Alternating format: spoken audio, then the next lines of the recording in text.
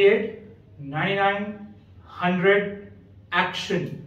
Wishing you all a wonderful welcome onto your beloved learning channel, XYZ Learning Classes. My name is Saurav Mandirata. Let's educate and be empowered. So students, today we welcome you to start up with the CBSE sample question paper, which is just recently issued by CBSE for session 2021 and 22. And we're going to discuss today each and every question in detail with the proper scientific concept and proper logic.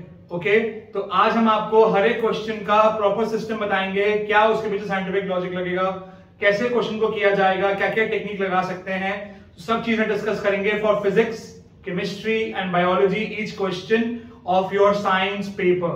Thank you so much. आइए start करते हैं.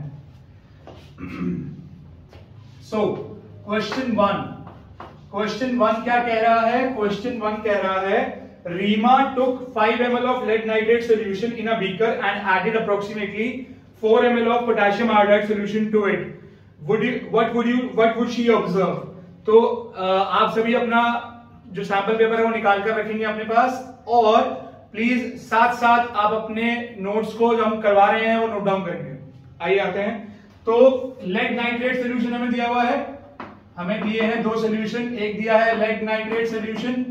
Lead nitrate is PbNO3 whole twice, क्योंकि lead के ऊपर charge होता है 2+ और nitrate ion बोलते हैं इसके ऊपर होता है -1. ठीक है जी. ये कौन सा आयन हो गया? लेड आयन हो गया. ये वाला कौन सा आयन हुआ? नाइट्रेट आयन हुआ. आपको मैं साथ साथ बता रहा हूं कैसे करना है. उसका अगला है potassium iodide solution. Potassium iodide क्या हुआ? Potassium iodide will be Ki.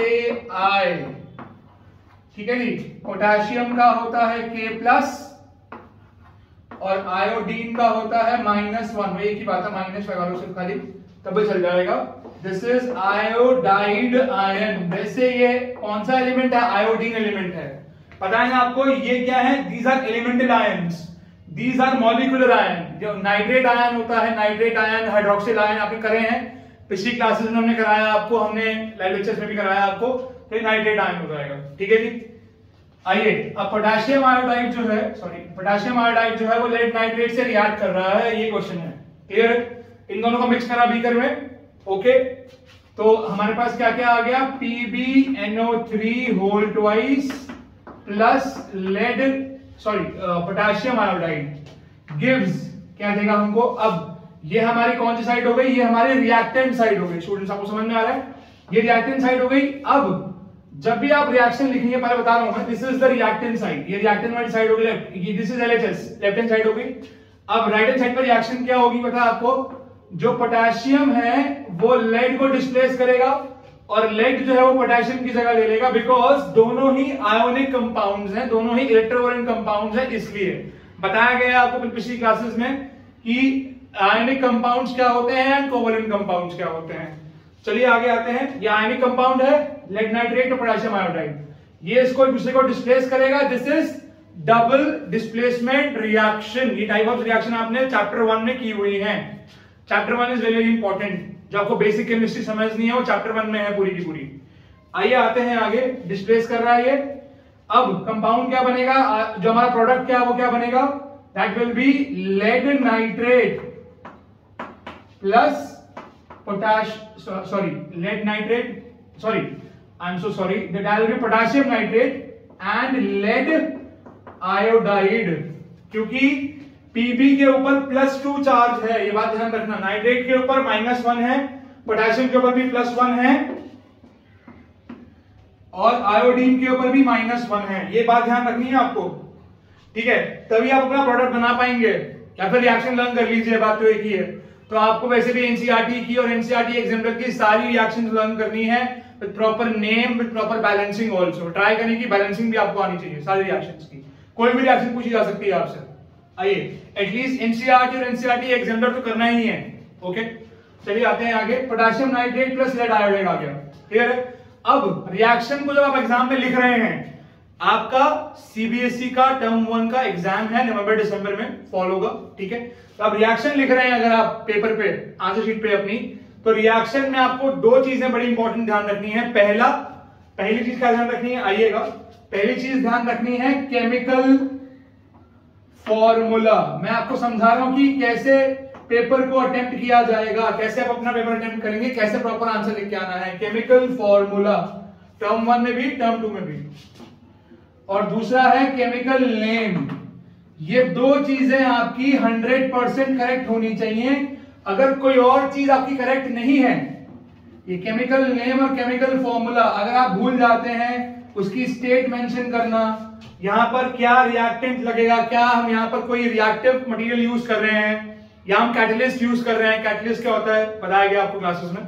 Catalyst use कर रहे हैं, कुछ और यूज कर रहे हैं, हीट दे रहे हैं, इलेक्ट्रिसिटी दे रहे हैं, लाइट एनर्जी दे रहे हैं, वो मेंशन करना भी जरूरी है, आप जरूर मेंशन करें, भूलना नहीं है। लेकिन दो इंपॉर्टेंट चीजें सबसे ज्यादा इंपॉर्टेंट है, वो क्या है, chemical formula and chemical name. आप साइंस कर रहे हैं, साइंस को ढंग से समझिए। आइए आते हैं आगे। लेड नाइट्रेट है ये, इसका नाम लेड नाइट्रेट है। क्या लिखेंगे नीचे, this is lead nitrate, this is potassium, I am so sorry, this will be potassium, potassium iodide। Okay जी, जो फॉर्म हुआ वो क्या फॉर्म हुआ, फॉर्म हुआ लेड, सॉरी पोटेशियम नाइट्रेट। ये फॉर्म हुआ तो क्या फॉर्म हो गया, पोटेशियम नाइट्रेट फॉर्म हो गया।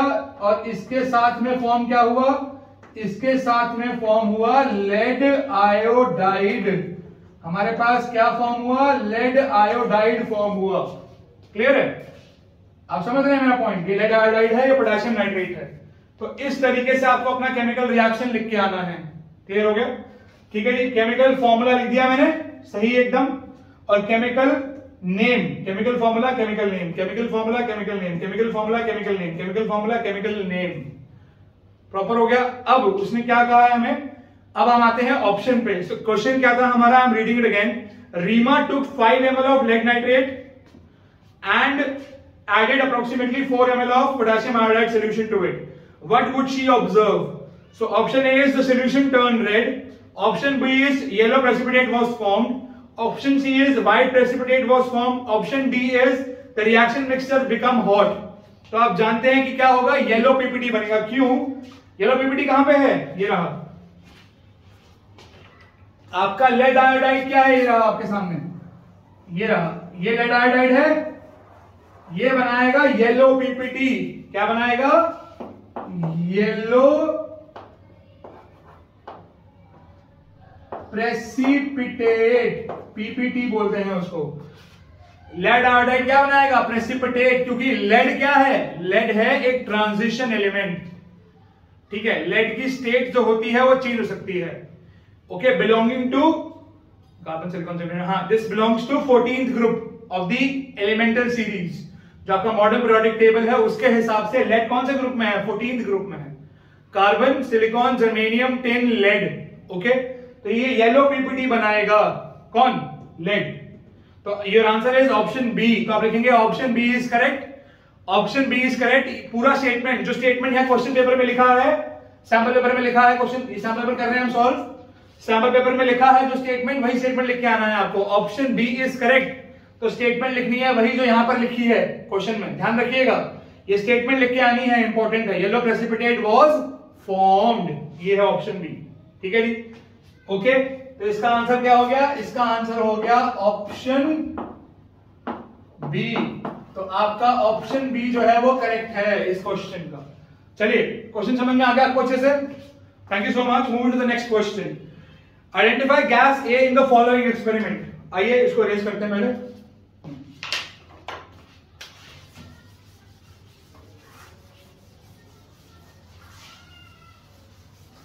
Question number 2।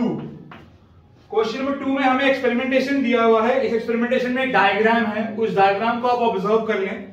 जैसे मैं ऑब्जर्व कर पा रहा हूं, हमारे पास एक जो हमारी टेस्ट ट्यूब है उसको वर्टिकल स्टैंड में खड़ा किया गया है, उससे ग्लास रॉड निकल रही है, इसको बोला गया है डिलीवरी ट्यूब। मैं आपको सिंपल डायग्राम दिखाता हूं बना के। ये आपका टेस्ट ट्यूब है मान लीजिए, इसके ऊपर कॉर्क लगा हुआ है, इसको कॉर्क कहते हैं, जानते हैं ना, इसको कॉर्क कहते हैं। इस कॉर्क से ग्लास ट्यूब निकल रही है इस तरीके से, ऐसे, ठीक है जी। ये ग्लास ट्यूब है हमारी, ये ग्लास ट्यूब यहां से यहां जा रही है, और फिर इस ग्लास ट्यूब को कहां डाला हुआ है, पानी में डाला हुआ है, आई थिंक, या सोप सोल्यूशन, सॉरी। उसके बाद ये हमारे पास एक ब्रॉड वेसल है, बीकर है, ब्रॉड बीकर है, बिगर साइज का, उसके अंदर सोप सोल्यूशन है। इसको डिप किया हुआ है सोप सोल्यूशन में नीचे तक, ठीक है जी। तो ये है हमारा सोप सोल्यूशन नीचे। मैं आपको हल्का सा इसका डायग्राम बना के दिखा रहा हूं ताकि समझ में आ जाए क्वेश्चन में करना क्या है। तो ये हमारा डिलीवरी ट्यूब है, जो डायग्राम में लिखा है वो बता रहा हूं। इसको हम ग्लास रॉड भी कह सकते हैं, कभी चल जाएगा, कोई दिक्कत नहीं, ग्लास ट्यूब जनरली। और बबल्स ऑफ गैस ए, तो इसमें हमने क्या लिया है, डाइल्यूट HCl। यहां पर हमने क्या लिया है, यहां पर हमने लिया है डाइल्यूट HCl और जिंक ग्रैन्यूल्स। ये डॉट्स मैं बना के दिखा रहा हूं आपको, ये डॉट्स जो है ये जिंक है, और आपने यहां पर लिया है डाइल्यूट HCl। तो दो चीजें हमने यहां पर लिया है, डाइल्यूट HCl और जिंक लिया है। यहां पर रिएक्शन होगी, जब रिएक्शन होगी तो यहां से गैस बाहर निकलेगी, ये गैस यहां से ट्रैवल करती हुई नीचे आएगी, और फिर सोप सॉल्यूशन से बाहर आएगी बबल की फॉर्म में, और यहां पे बबल्स फॉर्म होते हुए बाहर आ जाएंगे इस गैस के, ठीक है जी। This is soap solution. ये हमारे पास क्या हो गए, बबल्स हो गए, ठीक है जी। मैंने आपको हल्का सा एक्टिविटी समझाया कि एक्टिविटी में क्या दिया हुआ है। तो साइंटिफिक एक्टिविटी है, आप समझ में आ गया आपको। यहाँ पे जिंक है और डाइल्यूट HCl है, इसका रिएक्शन हो रहा है, और ग्लास रॉड से आपके गैस निकल के आ रही है, और वो सोप सॉल्यूशन से बबल की फॉर्म में, सोप से बबल बन रहे हैं और बाहर आ रही है। अब आगे समझिए, क्वेश्चन में है आइडेंटिफाई गैस ए। तो यहां पे जो गैस निकल रही है ये है गैस ए, और यहां पे भी जो गैस बन रही है, एक ही बात है, ये भी गैस ए ही होगी, ये गैस घूम के ही आ रही है, ठीक है जी। तो बबल्स ऑफ गैस ए यहां से निकले, फिर ये निकलेगा बाहर, ओके। तो रिएक्शन क्या है हमारा, हमारा जो रिएक्शन मिक्सचर है वो क्या है, डाइल्यूट HCl और जिंक। ध्यान से देखिए, रिएक्शन मिक्सचर क्या है, जिंक का डाइल्यूट HCl है। क्या लेंगे, the given, I'm so sorry, what's it? We'll write that by the given condition,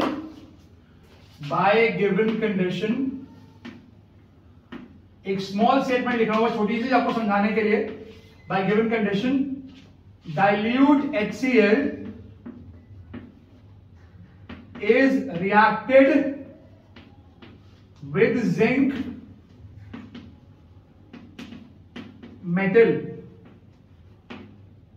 ठीक है जी, रिएक्ट कर रहा है, सही है। डाइल्यूट HCl समझते हैं ना आप, डाइल्यूट का मतलब है इसमें कॉन्सेंट्रेशन ऑफ एसिड जो है वो कम है और पानी कॉन्सेंट्रेशन ज्यादा है। वाटर की सोल्यूशन जो हमारा बन रहा है इसमें 70 to 90% पानी होगा, और बाकी परसेंट 10%, 20%, 30% जो होगा हमारा एसिड होगा।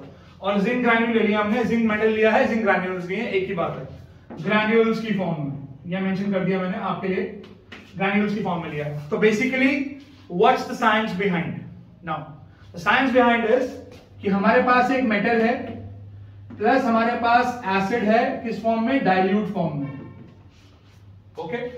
इससे हम रिएक्ट, इन दोनों के बीच में रिएक्शन होगी, हाँ जी। आप जानते हैं ये मेटल है, बाय द रिएक्टिविटी सीरीज में ऊपर से स्टार्ट करते हैं, तो टॉप पे आता है potassium, potassium sodium, potassium sodium, calcium, magnesium and so on so on so on so on आता रहेगा। और बीच में कहीं आता है hydrogen, potassium sodium, calcium, magnesium, aluminium, iron, okay, may be zinc पहले आएगा, नहीं आयरन पहले आएगा, जो भी है, zinc, iron and so on आता रहेगा। तो जिंक जो है वो हाइड्रोजन से, लेड भी उसमें आएगा, लेड हाइड्रोजन से ऊपर आएगा, ठीक है, हाइड्रोजन। अब जिंक जो है वो हाइड्रोजन से ऊपर है, तो जिंक हाइड्रोजन को क्या करेगा, डिस्प्लेस कर देगा। जिंक जब हाइड्रोजन को डिस्प्लेस करेगा तो क्या बन जाएगा, ZnCl2 बनेगा, that will B zinc chloride, बना हमारे सामने। प्लस यहां से जो गैस बाहर निकलेगी वो कौन सी गैस होगी, हाइड्रोजन गैस बाहर निकलेगी, that will B zinc chloride plus hydrogen gas बाहर निकलेगी। और ये रिएक्शन हल्की सी क्या होगी, एक्सोथर्मिक भी होगी। चलिए, तो हाइड्रोजन गैस बाहर निकल रही है, अब समझ रहे हैं। अब जब हाइड्रोजन गैस बाहर निकल रही है, इसका मतलब क्या है, हमें क्या चेक करना है, हमें चेक करना है इंपॉर्टेंट हाइड्रोजन टेस्ट।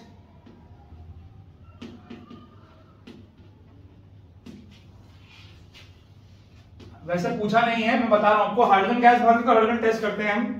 हमने क्वेश्चन में पूछा है कौन सी गैस बाहर निकल रही है, तो क्या होगा, नाइट्रोजन है, हाइड्रोजन है, ऑक्सीजन है कि कार्बन डाइऑक्साइड है। तो answer is hydrogen gas is coming out. आपके सामने है, रिएक्शन लिख दिया मैंने। केमिस्ट्री के क्वेश्चन में बहुत इंपॉर्टेंट है कि आप केमिकल रिएक्शन जरूर लिख के आए, केमिकल रिएक्शन जरूर लिखनी है with chemical name and chemical formula. मैंने बताया आपको, मैंने नाम लिखा था यहाँ पे, जिंक क्लोराइड लिख दिया यहाँ पे मैंने, this is zinc and this is hydrochloric acid, और ये मेरी कौन सी गैस होगी, ये होगी हाइड्रोजन गैस। ठीक है जी, हाइड्रोजन गैस होगी। अब हम आपको एक चीज बताते हैं कि हाइड्रोजन टेस्ट, ये एक बड़ा इंपॉर्टेंट टॉपिक है, ये एग्जाम में बहुत फ्रीक्वेंटली पूछते हैं क्वेश्चन। मुझे इस क्वेश्चन से एक और चीज याद आई, क्या पूछ सकते हैं आपसे, आपसे पूछ सकते हैं कि हाइड्रोजन टेस्ट क्या होता है, इंपॉर्टेंट है। 3 तरह की गैसेस बाहर निकलती हैं जनरली, 3 तरीके की, 3 टाइप्स ऑफ गैसेस जनरली बाहर आती हैं एक रिएक्शन में, जिसमें से पहली है हाइड्रोजन, दूसरी है कार्बन डाइऑक्साइड और तीसरी है ऑक्सीजन। तो जनरल 3 गैसेस हैं जिनके बारे में हम टेस्टिंग कर सकते हैं, और लेबोरेटरी में आराम से टेस्ट आपका स्कूल लेवल पर आप कर सकते हो। ठीक है जी, तो हाइड्रोजन टेस्ट जो है वो क्या होगा, इसके लिए हाइड्रोजन गैस बाहर आ रही है।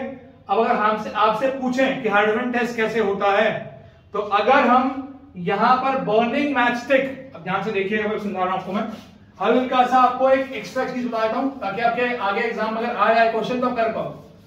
तो हाइड्रोजन टेस्ट कैसे होगा, हाइड्रोजन टेस्ट इस तरीके से होगा कि अगर आप एक बर्निंग मैचस्टिक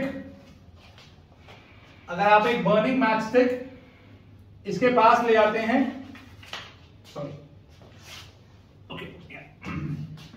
अगर आप एक बर्निंग मैचस्टिक इसके पास ले आते हैं, किसके पास, जो हाइड्रोजन गैस बाहर निकल रही है उसके पास, बबल जो निकल रहे हैं उसके पास आप ले आते हैं किसको, बर्निंग मैचस्टिक को, तो बेसिकली क्या होगा, ये जो बबल्स होंगे या गैस होगी, इट विल बर्न ऑल्सो, मतलब गैस भी जो होगी वो क्या कर जाएगी, वो बर्न कर जाएगी, गैस भी बर्न करेगी।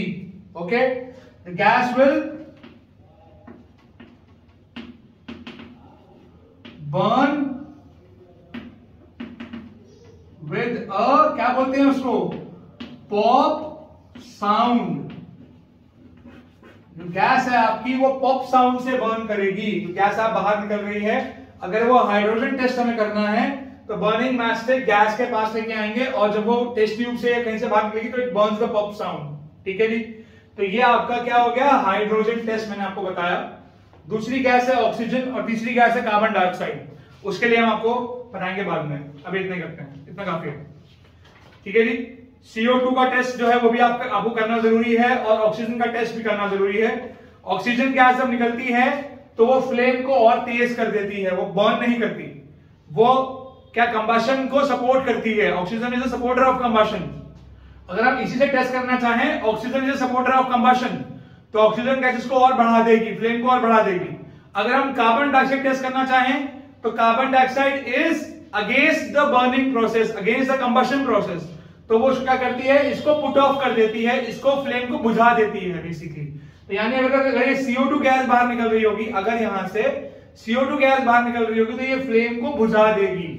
समझ में आया?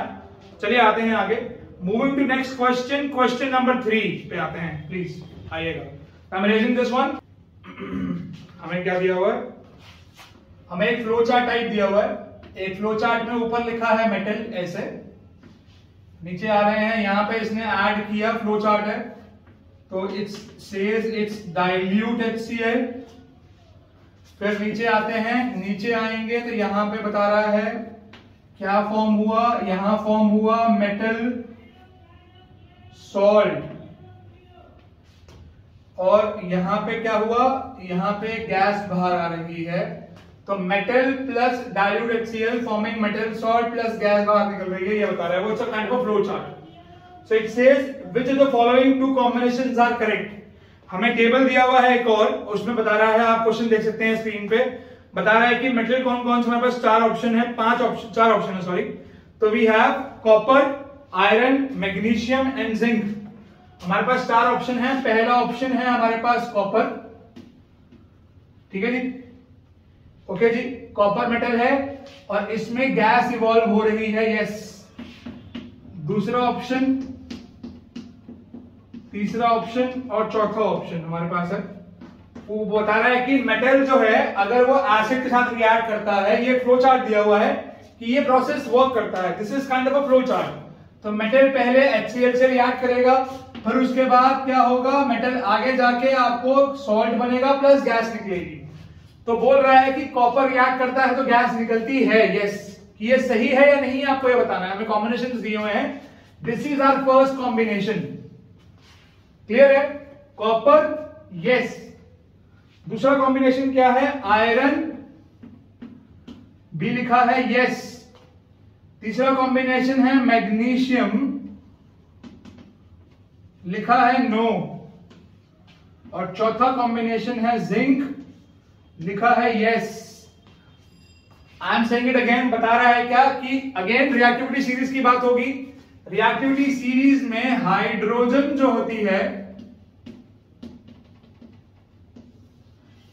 हाइड्रोजन के नीचे वाला एलिमेंट कौन कौन सा होता है, कॉपर होता है, सॉरी, हाइड्रोजन के नीचे एलिमेंट क्या होता है, कॉपर, फिर मर्क्यूरी, मर्क्यूरी का सिंबल क्या हुआ, Hg। कॉपर के नीचे मर्क्यूरी, मर्क्यूरी के नीचे सिल्वर, और फिर होता है इसके नीचे गोल्ड। ये आपकी रिएक्टिविटी सीरीज होती है ना। हाइड्रोजन के नीचे है कॉपर, बाकी मेटल इसके ऊपर होंगे, जिंक उसके ऊपर होगा, मैग्नीशियम उसके ऊपर होगा, आयरन उसके ऊपर होगा। हाइड्रोजन के ऊपर जो होगा वो उसको डिस्प्लेस कर सकता है by the reactivity series of metals, जो कि आपका चैप्टर 3 में दिया हुआ है, जो हम थ्रू आउट द केमिस्ट्री उसको यूज कर सकते हैं। बिकॉज केमिकल रिएक्शन जो है वो एक प्रोसेस से होगा, एक साइंटिफिक लॉजिक से होगा। केमिकल रिएक्शन में एक एलिमेंट होता है, एक कंपाउंड होता है, या दो एलिमेंट या दो कंपाउंड भी हो सकते हैं। जनरली सारी जो पर्टिकुलर जो साइंटिफिक केमिस्ट्री है वो क्या है, वो किस पे डिपेंड करती है, एलिमेंट्स पे डिपेंड करती है, एलिमेंट्स के बिहेवियर पे डिपेंड करती है, एलिमेंट्स के नेचर पे डिपेंड करती है कि वो किस तरीके से रिएक्ट कर रहे हैं, कैसे इलेक्ट्रॉन्स को लूज कर रहे हैं या गेन कर रहे हैं या शेयर कर रहे हैं। तो जनरली मेटल्स जो होते हैं वो इलेक्ट्रॉन्स को लूज करते हैं और पॉजिटिव चार्ज बनाते हैं। क्लियर हुआ? So metals itself themselves gets oxidised, okay, तो वो जीरो से पॉजिटिव स्टेट में चले जाते हैं ताकि वो रिएक्शन कर पाए। ऐसे ही होता है।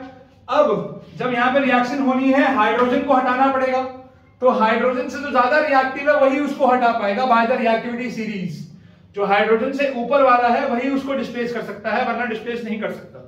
तो अब यहां पर हमें क्या है, मेटल रिएक्ट कर रहा है एसिड के साथ। तो मेटल जब रिएक्ट करेगा एसिड के साथ, कौन सा एसिड है, HCl, तो वो हमेशा हाइड्रोजन को हटाएगा, यहां से हाइड्रोजन को डिस्प्लेस करेगा और बनाएगा मेटल सॉल्ट। क्या बनाएगा, मेटल सॉल्ट प्लस एक गैस रिलीज करेगा। ये बता रहा है ना वो, ये जो हमें इंफॉर्मेशन दी हुई फ्लो चार्ट दिया है इसी के अंदर ऐसा है, ठीक है जी। अब हाइड्रोजन से नीचे है कॉपर, तो कॉपर तो रिएक्ट नहीं करेगा, यानी ये स्टेटमेंट रॉन्ग हो गई। क्लियर है? जो अगली स्टेटमेंट क्या है, आयरन, आयरन रिएक्ट कर सकता है, हाँ जी आयरन रिएक्ट कर सकता है, तो स्टेटमेंट सही है। अगली स्टेटमेंट है मैग्नीशियम, नो, तो गलत है क्योंकि मैग्नीशियम रिएक्ट कर सकता है। दोबारा सुनिए, लिखा है मैग्नीशियम जो है वो रिएक्ट नहीं करेगा, मैग्नीशियम रिएक्ट करेगा लेकिन गैस नहीं निकलेगी, तो गलत है क्योंकि मैग्नीशियम ज्यादा रिएक्टिव है हाइड्रोजन से, तो वो रिएक्ट करेगा। इसका मतलब ये वाली स्टेटमेंट भी रॉन्ग है। हमें चेक करना है चारों में से कौन सी स्टेटमेंट, कौन सी कंडीशन सही है, ठीक है। अगली स्टेटमेंट क्या है, जिंक, यस, जिंक रिएक्ट करेगा, हाँ जी करेगा, बिकॉज जिंक हाइड्रोजन से ऊपर है। इसका मतलब क्या हुआ, जिंक भी रिएक्ट करेगा, किससे, एसिड से रिएक्ट करेगा, तो इसका मतलब ये स्टेटमेंट भी बिल्कुल ठीक है। तो statement number 1, sorry statement number 2 and statement number 4 they both are correct. Statement number 2 and statement number 4, they both are correct. So option is statement 2 and statement 4 are correct. So option is option D. तो आपका answer क्या हो गया? आपका answer हो गया option D. ठीक है जी, तो आपका आंसर क्या हो गया? आपका आंसर हुआ ऑप्शन डी। तो हम क्या लिखेंगे? Option D is correct. ठीक है जी, जिसमें क्या है? सेकंड एंड क्या बोल रहे हैं? फोर्थ वाला स्टेटमेंट जो है वो 100% ठीक है। तो ये आपका हो गया जी आंसर डन। क्लियर हुआ जी कैसे करना है? I hope you got the concept, you got the scientific learning behind. Thank you so much. ठीक है जी, क्लियर है? Let's move to next question. Let's move to the next question. Which of the following correctly represents a balanced chemical equation? कौन सा वाला balanced chemical equation है आपको ये बताना है। बहुत ही इजी क्वेश्चन है, जिसमें LHS का मास जो है वो RHS के मास के इक्वल। बहुत इजी क्वेश्चन है, बस टिक करना है, कुछ भी नहीं करना है। जो LHS का मास है, लेफ्ट हैंड साइड का मास है, वो राइट हैंड साइड के इक्वल होगा, वही बैलेंस होगा। Because by the law of conservation of mass and bye the law of constant proportions also. वैसे क्योंकि लॉजिक क्या है? लॉजिक ये है कि जो आपने लॉ किया था क्लास 9th में, which is law of chemical combinations, या you remember that? Thank you. तो लॉ ऑफ केमिकल कॉम्बिनेशंस यहां लगाना है, उसी को देखते हुए ही बैलेंसिंग की जाती है। तो बेसिकली हम फॉलो करते हैं लॉ ऑफ कंजर्वेशन ऑफ मास। आइए आते हैं क्वेश्चन नंबर 4 पे आ जाते हैं। आइएगा ध्यान से देखिए, क्वेश्चन 4 क्या कह रहा है? Which of the following correctly represents a balance chemical equation. ठीक है जी, तो पहली इक्वेशन क्या है ध्यान से देखते हैं। ऑप्शन ए, अब ध्यान से देखना, कैपिटल ए लिखा है, कैपिटल ए लिखना आपको। कैपिटल ए क्या है? Fe यानी iron plus 4 molecules of water, या 4 मोल्स भी कह सकते हैं, एक ही बात है। यहां पे मेंशन है तो हम सॉलिड लिख देंगे, यहां गैस लिखेंगे। मैं आपको सिर्फ समझा रहा हूं कि कैसे करना है, आपको सारी रिएक्शन लिखने की जरूरत नहीं है, आपको सिर्फ लिखना तो करेक्ट है। प्लीज क्वेश्चन पेपर में, सैंपल पेपर में ध्यान से देखिए। LHS का मास क्या है? साथ साथ क्वेश्चन को करिए, चेकआउट करो, आप लोग भी कर सकते हो। साथ साथ क्वेश्चन ट्राई करना है, please try it by yourself and अपने आंसर्स आप कमेंट में लिख सकते हैं नीचे। Okay, thank you. Fe3O4 plus 4 hydrogen, 4 hydrogen बना यहां पे। आई थिंक आपका जो करेक्ट स्टेटमेंट है इसमें वो बी वाला है, आई थिंक। या जो बी वाला ऑप्शन है ये आपका करेक्ट ऑप्शन है। क्यों दिखा देता हूं आपको मैं। यहां पे लिखा है 3Fe plus 4 molecules of water is giving out Fe3O4 plus 4 hydrogen. ठीक है, स्टेट आप मेंशन कर देना। अब 4 into is 8, 4 into is 8, तो 8 हाइड्रोजन यहां, 8 यहां पे। ओके, 4 into 1, यहां 1 होता है ना, मल्टीप्लाई करते हैं, पता सबको? जिनको नहीं पता बता देता हूं मैं। अगर आपके पास एक मॉलिक्यूल बाहर लिखा है, तो हमने 4 मॉलिक्यूल अगर लिए हैं, तो पानी के एक मॉलिक्यूल में, वाटर के एक मॉलिक्यूल में 2 हाइड्रोजन एटम है और 1 ऑक्सीजन एटम है। तो मतलब 4 लिए, 4 को हमें मल्टीप्लाई करना पड़ेगा। 4 2 is 8, 4 goes to 2 gives you 8, 4 multiplies to 2 gives you 8, so it means 8 atoms of hydrogen हो गए और 4 atoms of ऑक्सीजन हो गए। क्लियर है? अब ऐसे ही इधर चेक करो, यहां पे कितने एटम्स हैं? 4 एटम्स हैं ऑक्सीजन के, यहां पे भी 4 हैं। यहां पे 3 आयरन के एटम्स हैं, यहां पे भी 3 आयरन के एटम्स हैं, चेक कर लीजिए। So 3 iron 3 iron, so this has been satisfied. यानी जो आपका LHS का जो आपका LHS का आ रहा है ये वाला, और जो आपका RHS का आ रहा है मास, दोनों तरफ क्या है? दोनों तरफ सेम है, दोनों तरफ का मास क्या है? सेम है। तो क्या हुआ? Mass of LHS, mass of reactants, basically can write reactants is equal to क्या है? Mass of products. ठीक है जी, जो मास ऑफ रिएक्टेंट है वो मास ऑफ प्रोडक्ट के बराबर आ रहा है।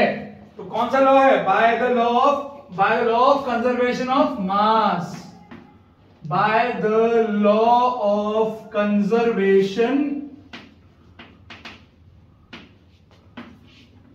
ऑफ मास, यानी जितना रिएक्शन के हिसाब से, केमिस्ट्री के हिसाब से जितना मास होता है रिएक्टेंट का, उतना ही वो प्रोडक्ट क्रिएट करता है। बाय द लॉ क्या होता है, जितना मास आपने यूटिलाइज, जितना रिएक्शन मिक्सचर में मास यूटिलाइज हुआ उतना ही मास क्रिएट होगा। ये नेचर का लॉ है। जो साइंस है वो बताती है हमें कि वर्क कैसे करता है नेचर, जिस नेचर के अंदर हम रहते हैं, जिस अर्थ में हम रहते हैं, जिस यूनिवर्स में हम रहते हैं, वो कैसे काम करती है, उसको गवर्न करते हैं लॉज। ठीक है, उसके बारे में बताते क्या है, साइंटिफिक लॉज। चाहे वो केमिस्ट्री के लॉज हो, फिजिक्स के लॉज हो, बायोलॉजी के तो वैसे डिस्कवरीज होती हैं, लॉज नहीं कह सकते, कुछ रूल्स होते हैं, अलग बात है, लेकिन उनको लॉज नहीं कह सकते हम। ठीक है, तो फिजिक्स एंड केमिस्ट्री में we have laws in general, तो साइंटिफिक लॉज कह लीजिए आप एक बेसिकली। तो साइंटिफिक लॉज होते हैं, वो गवर्न करते हैं working of the surroundings, working of the nature, कैसे काम कर रहा है। इसी चीज से आप जो कोई आपने रिएक्टेंट डाला तो उससे प्रोडक्ट मिल जाएगा आपको, जिसका लेफ्ट हैंड साइड का मास राइट हैंड साइड के मास के इक्वल होगा। आपने किया है, मास कैसे निकालते हैं, ये एटम का मास निकालना पड़ेगा हमें, जिसको क्या कहते हैं, आपने 9th में किया है, क्या कहते हैं, एटॉमिक मास किया आपने, एटम का मास। ठीक है जी, और इसको मेजर करते हैं किसमें, एटॉमिक मास यूनिट में, जिसको हम यू लिख सकते हैं और या फिर AMU लिख सकते हैं, आपकी मर्जी है। ये मैंने आपको हल्का सा हिंट दिया, बताया कि कंजर्वेशन ऑफ मास का मतलब क्या है। जो इधर का मास है हम मास कैलकुलेट कर लेंगे, जैसे हाइड्रोजन का मास होता है 1, ऑक्सीजन का होता है 16 एंड सो ऑन, आर्यन का जो भी होता है 54 या 57 या 61, जो भी है इसका जनरली जो भी मास है वो लेंगे हम, देखेंगे। ओके जी, वो दिया होगा या लर्न करेंगे आप, वैसे वो आपके सिलेबस में नहीं है, जनरली आपको बताया जा रहा है, या आप हायर क्लासेस में करने वाले हैं और आगे समझने वाले हैं और डिटेल में इसको कि केमिकल रिएक्शंस कैसे वर्क करती हैं और डिटेल में चलेगा। ठीक है जी, ओके। यहां पर क्या हो रहा है आप जानते हैं, आयरन इज मोर रिएक्टिव, दोबारा समझ लीजिए, iron is more reactive then hydrogen. आपकी काफी सारी रिएक्शंस जो हैं वो तो मेटल से रिलेटेड है, तो रिएक्टिविटी सीरीज तो बहुत आसानी से आपको लर्न होनी चाहिए, जरूरी लर्न होनी चाहिए, वो आपके एग्जाम में आएगी क्वेश्चन इससे रिलेटेड। तो आपको पता होना चाहिए कि मेटल किसको डिस्प्लेस करेगा और किसको डिस्प्लेस नहीं करेगा। सभी को क्लियर है? आइए आते हैं, this is question 5 now, so sorry. Now the graph given below depicts a neutralization reaction. Coming to question number 5 again. The graph given below depicts a neutralization reaction. Depicts a neutralization reaction. Acid plus alkali gives salt plus water. The pH of a solution changes as we add excess of acid to an alkali. तो क्या हुआ? ये question किस chapter से है? Chapter 2 से है, acid basis and salts. तो ग्राफ यहां पे दिया हुआ है, अगर हम ग्राफ को रफली बनाएं समझने के लिए, तो ग्राफ इज लाइक दिस। ये हमारा ओरिजिन हो गया, यहां से वो पीएच नाप रहा है, पीएच यहां पर 7 है बीच में और यहां पर कहीं 14 पीएच है, और यहां पर है आपका ए पोजीशन, यहां पर आपका ए कंडीशन है एसिड का। हमें बताया हुआ है कि इस ग्राफ में 4 पॉइंट्स दिए हुए हैं। ये ग्राफ बता रहा है ट्रेंड की उस सॉल्यूशन का पीएच कैसे चेंज हो रहा है बेसिकली। तो ये पीएच हो गया और यहां पे आएगी कॉन्सेंट्रेशन या वॉल्यूम ऑफ एसिड, एक ही बात है, volume of acid added to the base. क्योंकि हम कौन सी रिएक्शन कर रहे हैं यहां पे, हम कर रहे हैं न्यूट्रलाइजेशन रिएक्शन। हाँ जी स्टूडेंट्स बताइए, आपको ध्यान है कि न्यूट्रलाइजेशन रिएक्शन क्या होती है? न्यूट्रलाइजेशन रिएक्शन वो रिएक्शन होती है जिसमें एसिड प्लस बेस मिलकर रिएक्ट करता है और न्यूट्रल कंपाउंड बनाता है। यानी acid plus base neutralise each other because one is acidic the other is basic to form salt plus water. अभी इसको आता हूं, ठीक है ना। तो सॉल्ट जो है वो न्यूट्रल कंपाउंड है, जनरली सॉल्ट्स न्यूट्रल होते हैं, ठीक है, प्लस वाटर। आइए आगे आते हैं। तो ये ग्राफ कैसे जा रहा है? ग्राफ जा रहा है इस तरीके से, ये ऐसे आगे जाएगा। अच्छा, ये trying to make it more clearly. It comes down like this, goes like this. Okay, ऐसे कुछ ग्राफ में दिया हुआ है। ओके जी, ये 7 के पास में बताया। 7 क्या है? 7 इज न्यूट्रल, तो मैंने 7 बना दिया आपके लिए। 7 इज न्यूट्रल हो गया ना, तो दैट्स व्हाई मैंने न्यूट्रल वाला जो बार है दिखा दिया, अब न्यूट्रल कहां पर जाएगा। ओके, समझने के लिए ग्राफ में क्या दिया हुआ है, ग्राफ का इंटरप्रिटेशन करते हैं हम। हाँ जी, साइंस में ये बड़ी इंपॉर्टेंट बात है, आपने क्लास 9th में ग्राफ किए थे चैप्टर मोशन में या फोर्स एंड लॉज में या वर्क एनर्जी में, कहीं पर भी। तो बेसिकली क्या है, आपको क्या करना होता है, इंटरप्रिटेशन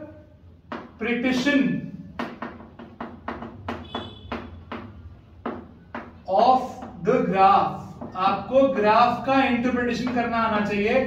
ग्राफ बेसिकली काम कैसे कर रहा है, ठीक है, हो क्या रहा है ग्राफ में। तो पहला पॉइंट है ए यहां पे, दूसरा पॉइंट है बी यहां पे, तीसरा पॉइंट है क्लोज टू 7 यहां पे सी है, ठीक है जी।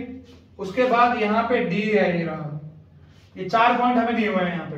अब ए पर पीएच 14 था, फिर पीएच कम होना शुरू हुआ, एसिड का वॉल्यूम बढ़ना शुरू हुआ। मान लीजिए हम ग्राफ को इंटरप्रेट कैसे करेंगे, ग्राफ को इंटरप्रेट कैसे करेंगे, ग्राफ को इंटरप्रेट करने के लिए, साइंस को समझने के लिए मैथ्स लगानी पड़ती है। आइए ध्यान से देखिएगा, मतलब क्या है इसका, मतलब ये है इसका कि जब आपको कुछ भी ना दिया हो, जब कोई चीज नहीं दी होती, हमें एक वेरिएबल दिया हो, जैसे वॉल्यूम एक वेरिएबल है, ठीक है जी, ये एक्स वेरिएबल हो गया, ये वाई वेरिएबल हो गया, होता है ना एक्स एक्सिस वाई एक्सिस।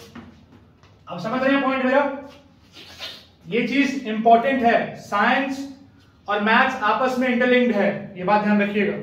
अब इंपॉर्टेंट और चीज इंपॉर्टेंट क्या है, ग्राफ कैसे हो चल रहा है, ये भी आपको आना चाहिए, बिकॉज ग्राफिकल वाले क्वेश्चन एग्जाम में आते हैं, ठीक है जी। वैसे ज्यादा ग्राफिकल वाले क्वेश्चन तो है नहीं इस बार, क्लास 9th में थे, अभी तो इस बार तो नहीं है, फिजिक्स में या केमिस्ट्री में भी नहीं है, जनरल क्वेश्चन कोई भी आ सकता है, जैसे ये आया आपके सामने अभी, ठीक है जी।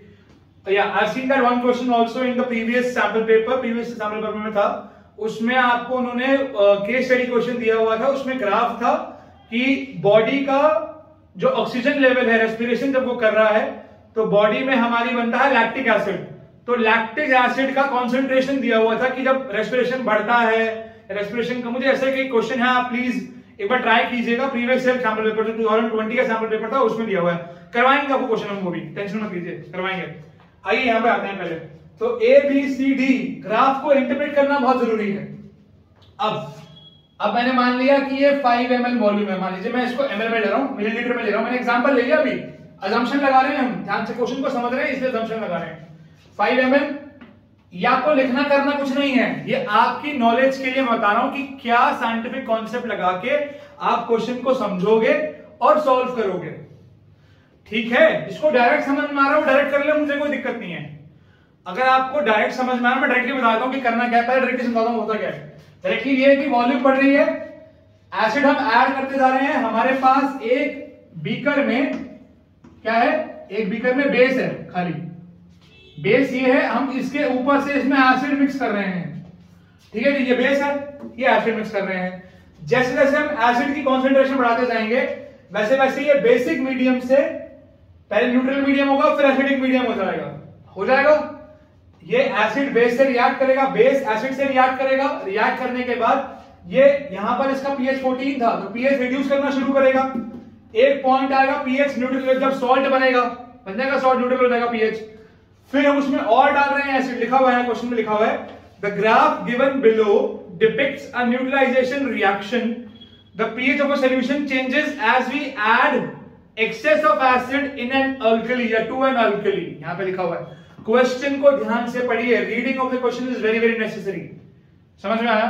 अब आगे देखिए दोबारा से, ठीक है, ये वॉल्यूम इसकी बढ़ रही है तो पीएच कम होता जाएगा, लॉजिकल बात है। अब क्वेश्चन में क्या कह रहा है वो, which letter denotes the area of the graph where both acid and salt are present। उसने कहा कि आपको बताना है कि कौन सा एरिया वो होगा जहां पर एसिड भी प्रेजेंट होगा और सॉल्ट भी प्रेजेंट होगा। आप समझ रहे हैं मेरा पॉइंट। अब सुनिए, हमारे पास 3 पॉइंट है, ए बी सी। अभी ये सी वाला इसके क्लोज है, जब आपका कॉन्सेंट्रेशन ए से पहले पॉइंट में एसिड देखा तो खाली बेस है, फिर एसिड डाला तो बी पर पहुंचे, पीएच कम हो गया, फिर हमने इसमें और एसिड डाल रहे हैं और एसिड इसमें ऐड कर रहे हैं। अब इस पॉइंट पर, जो पॉइंट हमें नहीं दिया हुआ, इस पॉइंट पर आपका सॉल्ट क्रिएट होगा, यहां पर सॉल्ट क्रिएट होगा। जहां pH 7 होगा वहां पे न्यूट्रलाइजेशन रिएक्शन पूरी होगी, सॉल्ट प्लस वाटर बनेगा। कब बनेगा? जब pH 7 होगा तब बनेगा। हो गया क्लियर? अब आगे देखो, यहां पे सॉल्ट बन गया। अब नीचे जाएंगे, अब इसमें हमने और एसिड डाल दिया, हमने इसमें और एसिड डालना शुरू कर दिया। अब इसमें हमने क्या डाला? और एसिड ऐड कर दिया। वॉल्यूम ऑफ एसिड बढ़ती जा रही है ना यहाँ पे। आप नीचे जाओगे तो वॉल्यूम ऑफ एसिड क्या हो रहा है? आगे बढ़ रहा है। आप ध्यान से देखिएगा, ठीक है जी, वॉल्यूम ऑफ एसिड इंक्रीज हो रही है। क्लियर है? अब क्या आया? पॉइंट डी दिखा आपको। अब इस पॉइंट डी पे आपका एसिड भी प्रेजेंट होगा और आपका सॉल्ट भी प्रेजेंट होगा। क्यों? क्योंकि सॉल्ट बन चुका है। क्योंकि सॉल्ट बन चुका है, सॉल्ट एक न्यूट्रल कंपाउंड है और ये रिएक्ट भी नहीं करता इजीली। रिएक्ट कर सकता है वो एक अलग कहानी है, क्या होगा रिएक्शन में उसकी बात अभी नहीं करेंगे। ज्यादा एक्सेस में डालने से क्या हो जाता है, कंडीशन चेंज हो सकती है, but it depends upon scientific understanding and scientific working of a chemical, of two chemical which are reacting to each other और not reacting to each other. It depend करता है, हम अपनी मर्जी से नहीं कह सकते कि क्या होगा, लेकिन जनरली जो न्यूट्रल कंपाउंड होते हैं वो रिएक्ट नहीं करते, बिकॉज वो अनरिएक्टिव बन जाते हैं। जैसे, समझ में आ गया सबको? मैं दोबारा बताऊं, क्लियर हो गया? Understood that? यानी पॉइंट डी पर आपका सी को जैसे क्रॉस करा, ए पर एसिड प्रेजेंट है, बेस प्रेजेंट है, कोई दिक्कत नहीं, रिएक्शन चल रही है। फिर जब सी को उसने क्रॉस किया, बी पर भी सॉल्ट नहीं बनेगा, सी पर भी सॉल्ट नहीं बनेगा, बिकॉज ऑफ ग्राफ में चेक करो, सी जो है वो 7 से थोड़ा ऊपर है, सी जो है वो 7 से थोड़ा ऊपर है। तो यानी डी पॉइंट पर, क्योंकि हमें एबीसीडी दिया है तो हम डी पॉइंट पे लिखेंगे ना, तो डी पॉइंट पर एसिड हमने बढ़ाना शुरू कर दिया, यहां पर सॉल्ट बना, सी क्रॉस करने के बाद सॉल्ट बनेगा। तो आप 5 ml, 10 ml, 20 ml, 13 ml, 5, 10, 15, 20, 30 and so on ले सकते हो, होता रहेगा। तो आप अपनी मर्जी से वैल्यू लेके भी कर सकते हो, तब भी कोई दिक्कत नहीं है। क्लियर है? तो दोबारा आपको समझ में आ गया मैं क्या बता रहा हूं? जो डी पॉइंट है वहां पर बनेगा, एसिड प्रेजेंट भी होगा और सॉल्ट प्रेजेंट भी होगा। सी को क्रॉस करने के बाद आपका इस पॉइंट पर सॉल्ट बनेगा। सभी को समझ में आ गया ग्राफ क्या है, कैसे इंटरप्रेट करना है, कैसे समझना है? क्लियर हो गया? वेरिएबल दो लिए, ये एक्स एक्सिस है, ये वाई एक्सिस है, दोनों वेरिएबल कैसे वर्क कर रहे हैं हमने समझा। हम पॉइंट लगाएंगे ग्राफ के ऊपर, ग्राफ को समझना हो तो पॉइंट लगाओ और चेक करो कि वाई एक्सिस पे कहां क्रॉस कर रहा है और एक्स एक्सिस पे कहां क्रॉस कर रहा है। ग्राफ को समझने का यही तरीका होता है, कोई और तरीका नहीं होता। ठीक है, ग्राफ पर पॉइंट लगाइए और अपनी एक वैल्यू अज्यूम कीजिए यहां पर। When you do not understand algebra, try number system. Okay, when you do not understand algebra मतलब वेरिएबल, हमें पता ही नहीं कि क्या वैल्यू है, हमें वैल्यू दी नहीं हुई, तो हम क्या करते हैं, हम उसमें नंबर्स पुट करके देखते हैं कि हमारी वैल्यू जब नंबर की लेंगे तो क्या होगा, वो पर्टिकुलर फंक्शन, वो पर्टिकुलर ग्राफ कैसे वर्क करेगा। ये इंपॉर्टेंट पॉइंट है। आप सभी को समझ में आ गया? धन्यवाद, इतना काफी है। Now moving to the next question, question number 6। Next is question number 6। Question 6 पे आते हैं।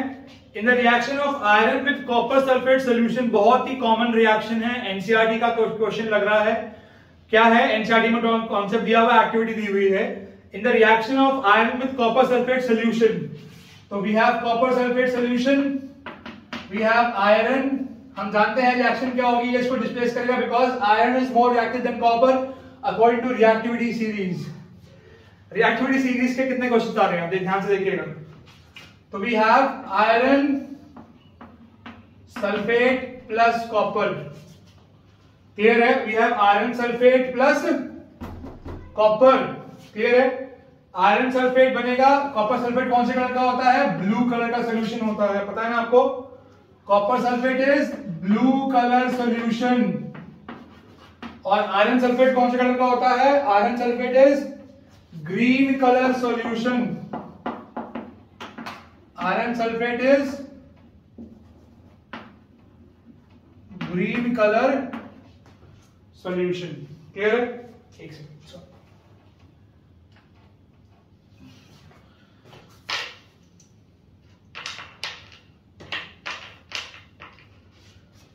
Okay, this is iron sulphate, this is copper sulphate, displace करेगा। अब क्वेश्चन में क्या बोल रहा है वो ध्यान से देखेंगे। Which option in the given table correctly represents the substance oxidised and the reducing agent. वैसे उसने हमसे क्वेश्चन पूछा है, मैंने आपको एक्सप्लेन कर दिया कि ये ब्लू कलर का सॉल्यूशन होता है, ये ग्रीन कलर का सॉल्यूशन होता है। अब यहां पर क्वेश्चन क्या है, हमारा क्वेश्चन है, एक कॉन्सेप्ट है बहुत इंपॉर्टेंट, किससे रिलेटेड है? रिडॉक्स से रिलेटेड है।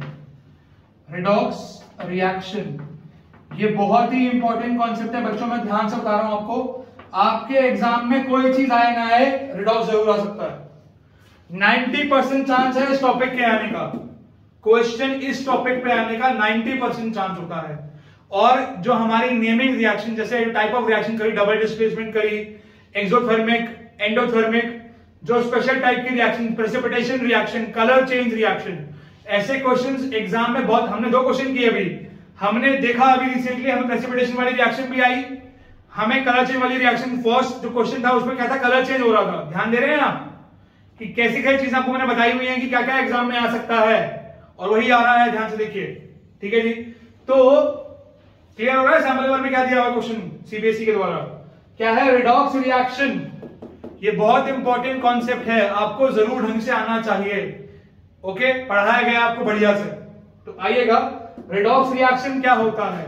रिडॉक्स रिएक्शन में रिडक्शन का रेड और ऑक्सीडेशन का ऑक्स, रिडक्शन का रेड और ऑक्सीडेशन का ऑक्स। क्लियर है? बनाया रिडॉक्स रिएक्शन। क्लियर है? Reduction and oxidation. ओके, सभी को क्लियर है? अब ध्यान से यहां पर देखिएगा, मैंने बताया था आपको पहले भी क्या, कि जनरली कहा जाता है कि रिडक्शन ऑक्सीडेशन में ऑक्सीजन प्रेजेंट होती है या हाइड्रोजन प्रेजेंट होती है। तो ऑक्सीजन का गेन होना इज कॉल्ड ऑक्सीडेशन, हाइड्रोजन का गेन होना इज कॉल्ड रिडक्शन। क्लियर है? ये होता है, जनरली हम यही मानते हैं, लेकिन यहां पर ऐसा है, यहां पे हाइड्रोजन तो है नहीं, और यहां पे सल्फेट आयन है, ऑक्सीजन अकेले तो है नहीं ना, यहां पर सल्फेट आयन है। अब सल्फेट आयन पहले यहां था, यहां से यहां चला गया। अब ध्यान से देखिए, मैंने आपको एक चीज समझाई थी, बहुत इंपॉर्टेंट कॉन्सेप्ट समझाया था। क्या? एक वर्ड सिखाया था आपको, oil. Oil rig, RIG, oil rig. Okay, what is oil? Oil rig. Oil rig क्या है? जहां से हम ऑयल निकालते हैं, जमीन में से ऑयल निकालते हैं, जिस बेसिकली हम इसे कहेंगे तेल का कुआं या तेल की खान भी कह सकते हैं, माइनिंग तो नहीं कहेंगे, बेसिकली उसका हम ऑयल वेल डग करते हैं, ऑयल वेल डिग करते हैं, उससे हम ऑयल निकालते हैं पंपिंग करके, तो उसे ऑयल रिग कहा जाता है, वैसे कह सकते हैं। ठीक है जी, रिग जनरली मार्शी एरिया में होता है वैसे, अगर देखा जाए। ठीक है जी, ओके, तो ऑयल रिग लगा है, तो ऑयल रिग क्या है? तब हम जहां से हम तेल निकालते हैं, तो ऑयल का फुल फॉर्म क्या हुआ? हाँ जी, oxidation is losing, oxidation is losing of electrons. ठीक है जी, ऑफ इलेक्ट्रॉन्स का लूज होना। ऑक्सीडेशन क्या है? Is losing of electrons, electrons का लूज होना, यानी पॉजिटिव चार्ज गेन करना। अब रिग से क्या बनेगा? रिडक्शन। ठीक है जी, रिग से क्या बनेगा? Reduction is gaining, reduction is gaining, तो reduction is gaining, oil rig. ठीक है जी, गेनिंग ऑफ क्या? Gaining of electrons. ये लर्न कर लीजिए, बड़ा इंपॉर्टेंट है। ठीक है जी, ओके जी, ऑयल रिग लर्न हो गया। अब एक और चीज देख लो, यहां पर हम बनाएंगे नंबर लाइन। क्या बनाएंगे? नंबर लाइन ड्रॉ करेंगे ऐसे, सिंगल एक्सेस। यहां पे लिखेंगे 0, 0 से अगर हम राइट जाएंगे, 0 से हम अगर राइट जाएंगे तो हमारा होगा ऑक्सीडेशन, मतलब हमारा चार्ज अगर पॉजिटिव की तरफ बढ़ेगा तो ऑक्सीडेशन होगा, हमारा चार्ज अगर नेगेटिव की तरफ बढ़ेगा तो क्या होगा? रिडक्शन। ये बात ध्यान रखना। ठीक है जी, ये होगा रिडक्शन। अगर आपका चार्ज नेगेटिव की तरफ बढ़ता है तो रिडक्शन, अगर चार्ज आपका पॉजिटिव की तरफ बढ़ता है तो ऑक्सीडेशन। क्लियर हुआ? अब ध्यान से देखना, यहां पे आयरन के ऊपर चार्ज कितना है? 0। आयरन के ऊपर चार्ज कितना है? 1। यहां पे आयरन पे चार्ज कितना है? चार्ज 0 है ना आयरन पे, ध्यान से देखिए। अब जब उसकी रिएक्शन हुई तो आयरन ने रिएक्ट किया, बनाया आयरन सल्फेट। जब वो आयरन सल्फेट बनाएगा तो चार्ज क्या आएगा? +2, क्योंकि सल्फेट पे चार्ज क्या होता है -2। बैलेंस हो गया। ध्यान से देखना, ये मैंने बताया था आपको इलेक्ट्रोवैलेंट कंपाउंड के अंदर आयनिक कंपाउंड कैसे बनेंगे, समझाया आपको। या क्रिस क्रॉस करके, क्लास 9th में आपने क्रिस क्रॉस सीखा है, आप क्रिस क्रॉस से भी कर सकते हो, मुझे कोई दिक्कत नहीं। आपको लॉजिक समझना है, इसको बोलते हैं क्या, mechanism of reaction, mechanism of a chemical reaction. Chemical reaction का मैकेनिज्म समझ में आ गया तो फिर केमिस्ट्री पूरी समझ में आ जाएगी आपको।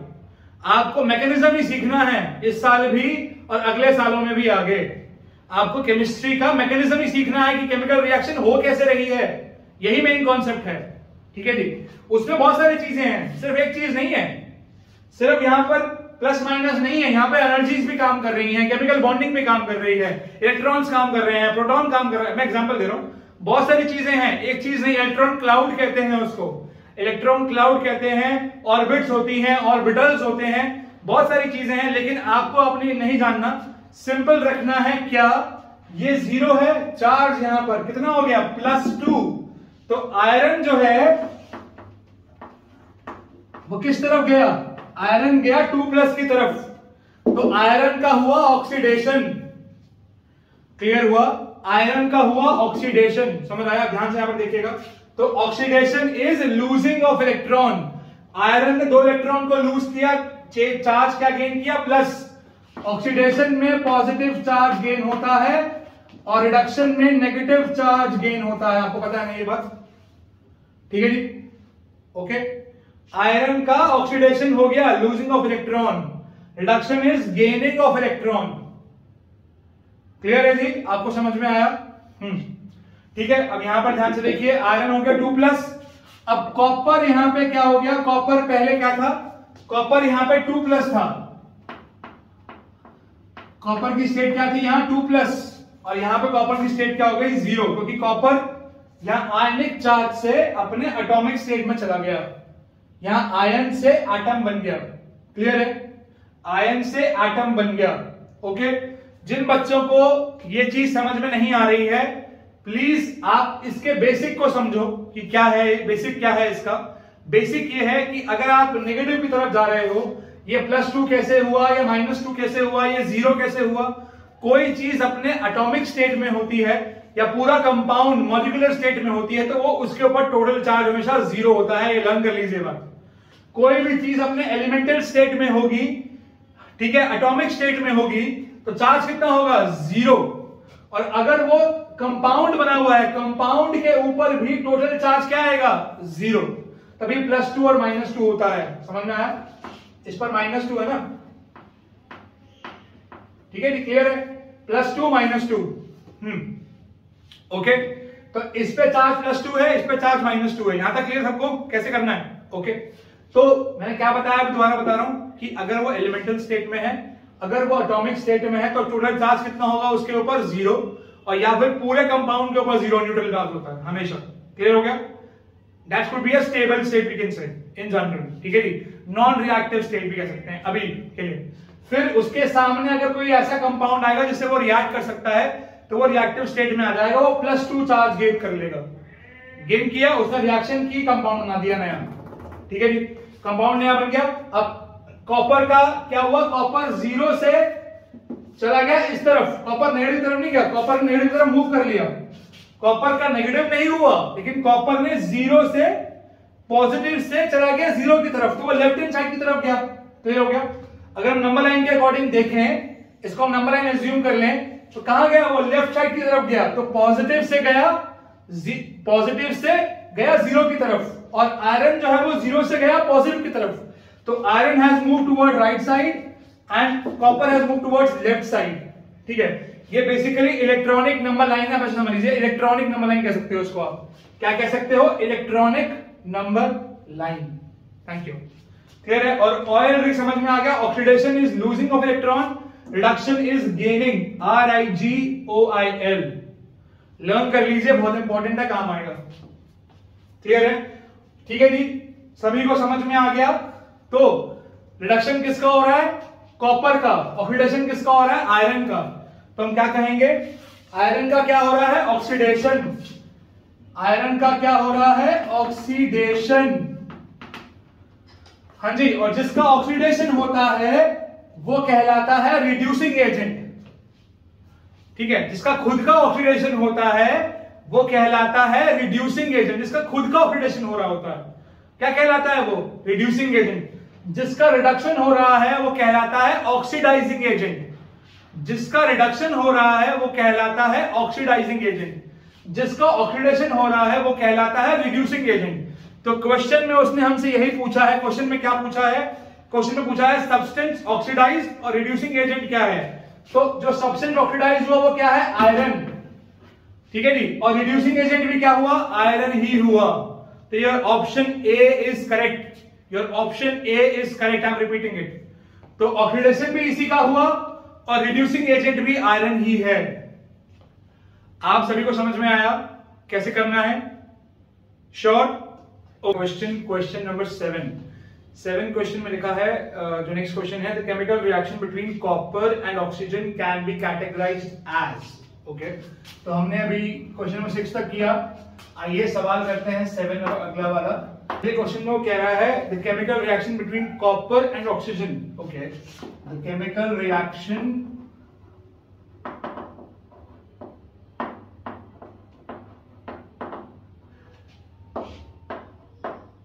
in between copper and oxygen will be categorized। जो यूज किया प्रॉपर में वो वर्ड यूज कर रहा हूं आपके सामने। categorized as, क्वेश्चन में ये बोला है हमें। तो कॉपर लिया प्लस ऑक्सीजन लिया, gives what? gives copper oxide। क्या देगा आपको? ये कॉपर ऑक्साइड देगा। ओके, बैलेंस तो नहीं कहा उसने, बैलेंसिंग करने के लिए नहीं कहा। बैलेंस कर सकते हो वैसे आप। इसको 2 कर देंगे यहाँ पे, इसको यहाँ पे 2 कर देंगे, बैलेंस हो जाएगा। वैसे आपको मैं जनरली बता रहा हूँ कैसे बैलेंस करते हैं। ये कॉपर हो गया, ये ऑक्सीजन हो गया, and this is copper oxide. In the previous questions I just have told you, मैंने क्या बताया आपको प्रीवियस क्वेश्चंस में, कि आपको केमिकल नेम और केमिकल फॉर्मूला, केमिकल फॉर्मूला एकदम ठीक लिखना है। कोई भी केमिकल नेम फॉर्मूला गलत नहीं लिखेगा बच्चा। ठीक है जी, तो इसमें कॉपर ऑक्सीजन के साथ रिएक्ट कर रहा है और बना रहा है कॉपर ऑक्साइड। 2 रिएक्टेंट्स आपस में ऐड हो रहे हैं, मिक्स हो रहे हैं और एक प्रोडक्ट क्रिएट कर रहे हैं। तो यहां पे हमें ऑप्शन दिया हुआ है, first option is displacement reaction, second option is decomposition reaction, third option is combination reaction, fourth option is double displacement reaction. अगर यहां लिखा होता कि ये ऑक्सीडेशन है तो हम इसको ऑक्सीडेशन मानते, लेकिन यहां पर लिखा है displacement, decomposition, combination and double displacement. तो this will be your what? C part. तो ऑप्शन सी, हमारा ऑप्शन सी क्या है? ऑप्शन सी है व्हाट? Combination reaction. तो ये रिएक्शन कौन सी हो गई? कॉम्बिनेशन रिएक्शन ही होगी ना। ये कॉम्बिनेशन रिएक्शन क्यों होगी? ये कॉम्बिनेशन रिएक्शन इसलिए होगी क्योंकि इस रिएक्शन में, ये कॉम्बिनेशन रिएक्शन इसलिए होगी क्योंकि इस रिएक्शन में दोनों रिएक्टेंट्स आपस में मिक्स हो रहे हैं, एडअप हो रहे हैं और बना रहे हैं एक प्रोडक्ट। तो 2 रिएक्टेंट कंबाइन हो गए एक प्रोडक्ट क्रिएट करने के लिए। That's why it's called combination reaction. So option C is correct. ठीक है जी, तो ये बेसिकली आपका ऑप्शन सी जो है वो करेक्ट हो गया। आप इस तरीके से लिख के आ सकते हैं। आइए अगले क्वेश्चन पे बढ़ते हैं। सवाल नंबर 8वां, क्वेश्चन नंबर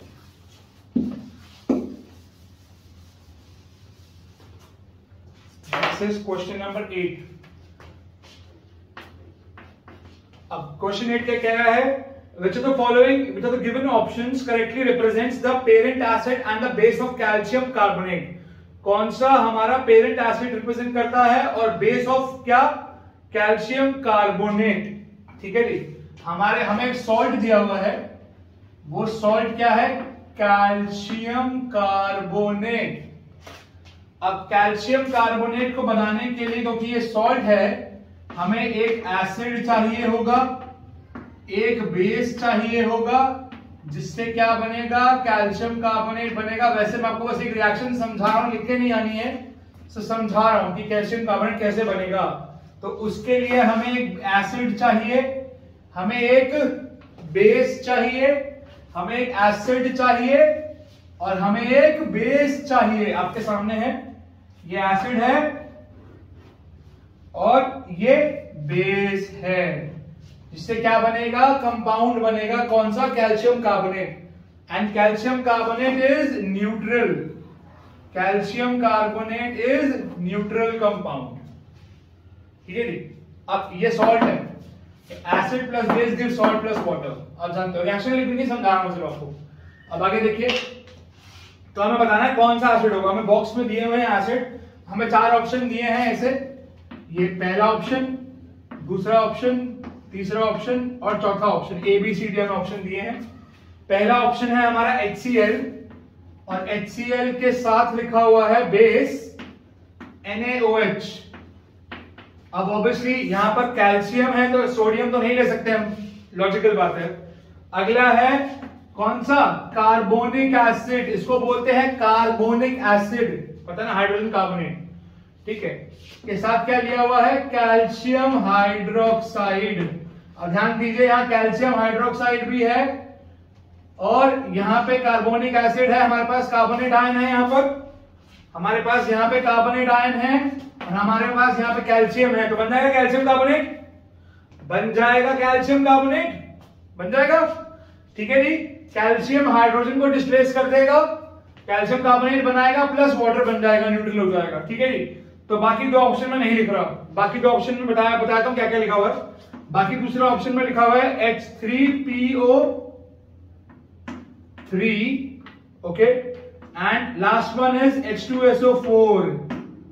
ठीक है जी। अगला है, यहां पे क्या बन रहा है, कैल्शियम सल्फेट, और यहां पे भी क्या है, calcium sulphate. Clear, parent base. अब यहां पे कैल्शियम तो है लेकिन हमारे पास यहां पे कार्बोनेट आयन नहीं है। हमें क्या चाहिए, हमें कार्बोनेट आयन चाहिए था और कैल्शियम चाहिए था। तो कैल्शियम मिल गया हमें और कार्बोनेट मिल गया हमें। तो ये हमें क्या क्या दिए थे, ये एसिड और बेस दिए थे कॉम्बिनेशन में। 4 कॉम्बिनेशन दिए हुए हमको ऑप्शन में, तो चारों में से कौन सा कॉम्बिनेशन सही है। इसका मतलब कौन सा कॉम्बिनेशन सही है, जो बी पार्ट है उसका कॉम्बिनेशन सही है, क्योंकि हाइड्रोजन कार्बोनेट एसिड है और ये बेस है। ये रिएक्ट करेगा तो क्या बनाएगा, ये रिएक्ट करेगा तो क्या बनाएगा, ये बनाएगा कैल्शियम कार्बोनेट। ठीक है जी। रिएक्शन दिखा तो समझ जाओगे, रिएक्शन दिखाने की जरूरत तो नहीं है। तो the answer is option B, ये हमारा आंसर हो गया। तो दिस इज आवर आंसर, ये हमारा फाइनल आंसर हो गया ऑप्शन बी। ठीक है जी। Hydrogen carbonate basically carbonic acid, calcium hydroxide. नाम बताया था आपको फ्रॉम द टॉप। मैं आपको सबके नेमिंग बता रहा हूं, केमिकल फॉर्मूले लिखे हैं, सबके नेमिंग क्या होंगे, केमिकल नेम बता रहा हूं आपको मैं, इसका भी और इसका भी। Hydrogen chloride, sorry hydrochloric acid, ठीक है जी, कार्बोनिक एसिड, फॉस्फोरस एसिड, ये फॉस्फोरस है, फॉस्फोरिक नहीं है। H3PO4 होगा तो वो फॉस्फेट आयन होता है, ये फॉस्फोरस आयन है। ठीक है, ठीक है, ओके। तो ये हाइड्रोजन फॉस्फोरस बेसिकली हुआ, तो ये हुआ फॉस्फोरस एसिड। ठीक है जी, फॉस्फोरिक नहीं होगा। ठीक है जी। ये वाला होगा सल्फ्यूरिक एसिड। अगर H2SO3 होता तो सल्फरस एसिड कहलाता, इसलिए ये फॉस्फोरस एसिड है। ठीक है जी। Sodium hydroxide, calcium hydroxide, calcium sulphate, calcium sulphate, नाम लर्न कर लीजिए। धन्यवाद। क्वेश्चन हो गया, आसान है। तो B part is the answer. Reaction दिखा दूं क्या, रिएक्शन में देख लो, अगर देखनी है तो आपको। एसिड कौन सा लेंगे, बेस कौन सा लेंगे, देख लीजिए। तो एसिड है हमारे पास कौन सा, बेस है हमारे पास कौन सा, एसिड कौन सा है जी, एसिड है H2CO3 और बेस क्या है, कैल्शियम हाइड्रोक्साइड।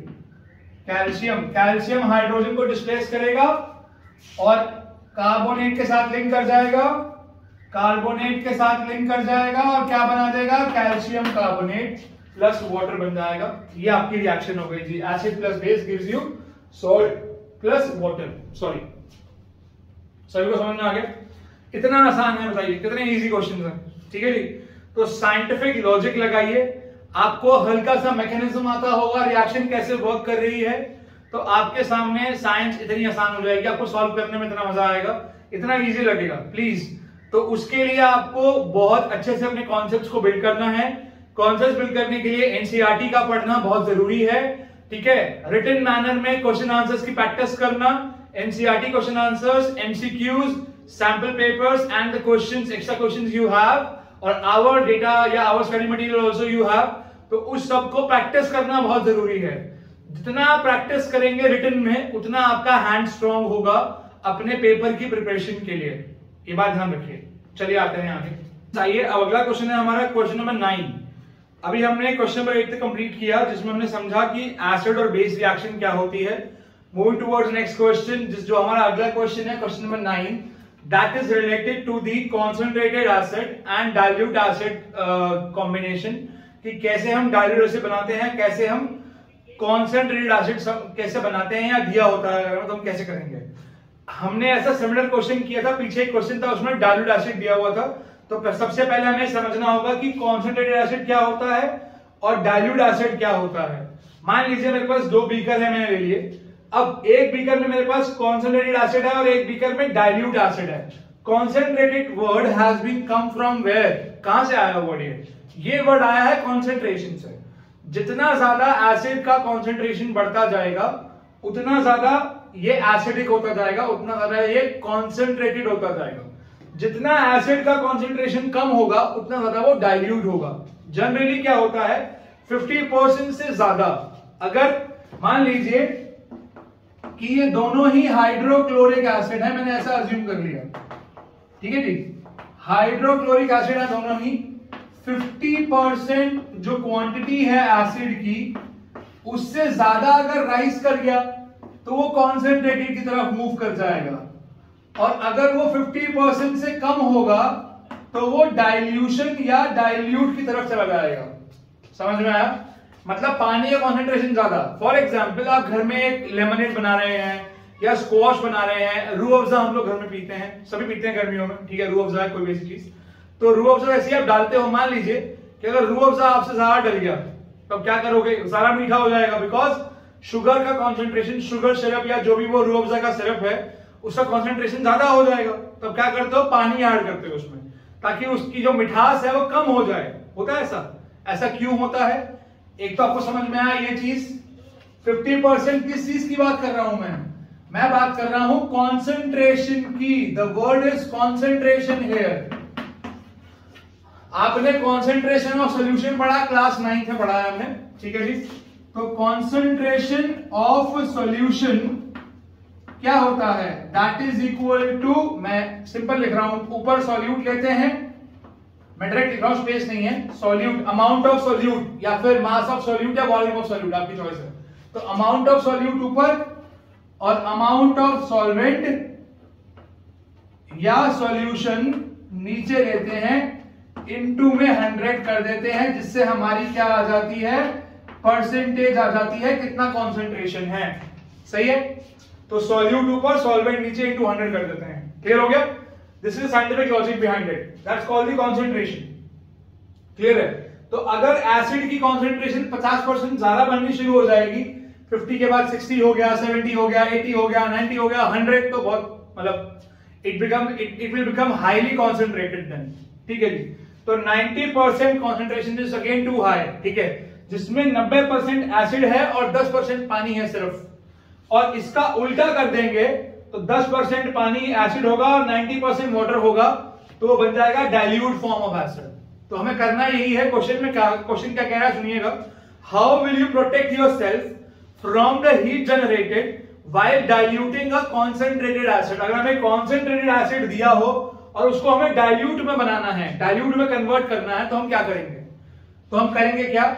हम सबसे पहले पानी लेंगे, एक बड़ा बीकर लेंगे, एक एम्प्टी बीकर लेंगे, उसमें पानी लेंगे, उस पानी के अंदर हम धीरे धीरे करके जो हमारे पास कॉन्सेंट्रेटेड सॉल्यूशन ऑफ एसिड है वो ड्रॉप बाय ड्रॉप डालेंगे और उस सॉल्यूशन मिक्सचर को साथ साथ स्टर करना शुरू कर देंगे। ऐसा इसीलिए कहा जाता है, जब हम एसिड को पानी में डालते हैं, ठीक है जी, हम ड्रॉप बाय ड्रॉप एसिड डालेंगे पानी के अंदर, ठीक है जी। सो दैट जो एनर्जी रिलीज होगी that will be the exothermic reaction. वो रिएक्शन क्या होती है? एक्सोथर्मिक रिएक्शन होती है। आइए मैं दिखाता हूं यहां पे आपको, आइए। ठीक है जी, समझे ध्यान से। ठीक है जी, आपको फर्क समझ में आ गया अब कि कॉन्सनट्रेटेड क्या है और डाइल्यूट क्या है? पहले ये समझ लो। साइंटिफिक कॉन्सेप्ट आपको आना चाहिए, जब वो आएगा तो आप क्वेश्चन अपने आप कर लोगे। मैंने ये चीजें क्यों बताई आपको? क्योंकि ये चीजें आपसे एग्जाम में पूछी जा सकती हैं, ये बात ध्यान रखना। ये इंपॉर्टेंट कॉन्सेप्ट है इस चैप्टर का। जैसे पीएच हो गया, ये हो गया।